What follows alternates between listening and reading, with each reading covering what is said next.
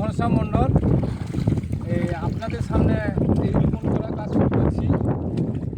রোপণ করার আগে একটু কথা বলে নিই। রোপণ যে করা হবে আমরা পাতলা করে আমরা রোপণ করব, কারণ শোষক যেমন ঘন জঙ্গলকে পছন্দ করে তিনি ফাঁকা জায়গা পছন্দ করতে পারে না। তো আমরা এই পাতলা করে রোপণ করব। তার কারণ হচ্ছে, যদি পাতলা করে রোপণ করা হয় সূর্যের আলোটা মাটিতে এসে পড়বে আর গাছগুলি মজবুত হবে এবং শক্ত হবে।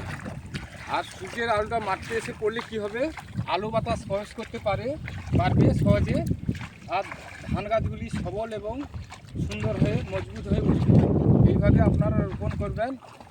আর 18 ইঞ্চি মধ্যবর্তী ফাঁক 18 ইঞ্চি আমি আপনাদের সামনে দেখাবো এই গাছগুলি কত মোটা হয়েছে এবং মজবুত হয়েছে এবং ডেলা কতগুলি দিয়েছে। এইভাবে আপনারা রোপণ করবেন। আমি রোপণ করা দেখাচ্ছি। এইভাবে আপনারা পাতলা করে যাতে